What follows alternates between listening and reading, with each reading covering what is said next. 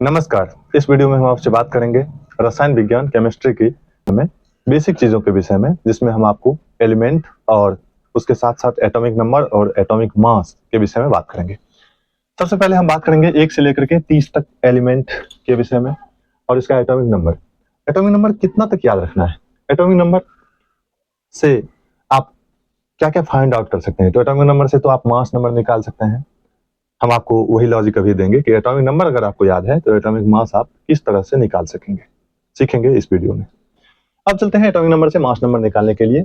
मैं आपको एक छोटा सा ट्रिक्स दे देता हूं। उस ट्रिक्स के माध्यम से आप एटॉमिक नंबर अगर आपको याद है तो आप एटॉमिक मास निकाल सकते हैं। अगर कोई नंबर इवन नंबर है, इवन नंबर, तो आपको क्या करना है, उस इवन नंबर में 2 मल्टीप्लाई कर देना है। 2 मल्टीप्लाई कर देंगे तो आपको मास नंबर स्वतः ज्ञात हो जाएगा।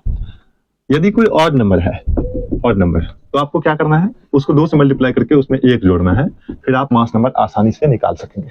लेकिन एक बात याद रखिएगा, जिसका एटॉमिक नंबर 1, 4, 7, 17 और 18 है, ये एलिमेंट इस रूल को फॉलो नहीं करता है, ध्यान रखना है।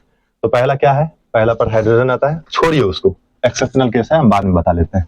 हीलियम का 2 दूनाम 4, 3 दूनाम 6 और क्या रूल है? ऑड, विषम संख्या, 1 जोड़ दीजिए 7। बेरिलियम का एक्सेप्शनल में है, इसका हो जाएगा 5 दूनाम 10, 1 11, इसका 12, 7 दूनाम ये एक्सेप्शनल में है, 8 दूनाम 16, 9 दूनाम 18, 1 19, फिर नियन का क्या हो जाएगा इस प्रकार से 20। इसी प्रकार से आप देख सकते हैं, जैसे इस सोडियम का हो जाएगा 23, मैग्नीशियम का 24 लिख सकते हैं। अब हम चलते हैं आपको जो एक्सेप्शनल केस है, पहले के लिए आपको क्या करना है, इसमें आपको इसका एटॉमिक मास भी एक ही रह जाता है। इसका कारण है कि इसमें नंबर्स ऑफ न्यूट्रॉन्स नहीं होते, इलेक्ट्रॉन्स, नंबर्स ऑफ प्रोटॉन्स होते हैं, सिर्फ नंबर्स ऑफ न्यूट्रॉन्स नहीं होते। चलते हैं 4 के लिए क्या करना है, ऐसे 4 के लिए होना क्या चाहिए, 4 है सम संख्या, होना चाहिए 4 दूना 8, लेकिन होगा क्या इसका यह उल्टा रूल फॉलो करेगा, तो हो जाएगा 9। उसके बाद नाइट्रोजन का होना चाहिए, विषम संख्या है तो 14 आना चाहिए, लेकिन यह क्या होगा, विषम संख्या है तो इसके लिए 15 होना चाहिए, लेकिन यह सम वाला रूल फॉलो करेगा, ध्यान रखिएगा।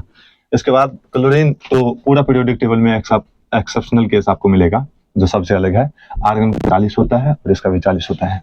इसके लिए मैं आपको एक छोटा सा नंबर देता हूँ, जिस नंबर्स के माध्यम से आप निकाल सकते हैं, जैसे 3, 4, 5, 4, 5, 4, 5, 3, 6, 5।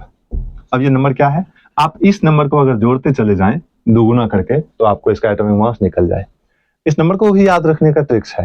कैसे याद रखेंगे, जैसे देखिए, पहला हमने लिया है 3, और इस 3 का मतलब है 3 टाइम्स 4, 5, 4, 5, 4, 5, यानी 3 और 3 टाइम्स 4, 5, 4, 5, 4, 5, फिर 3, 6, 5। इस नंबर को जोड़ना है दोगुना करके, जैसे 21, 21 दूनी 42, 42 3 45।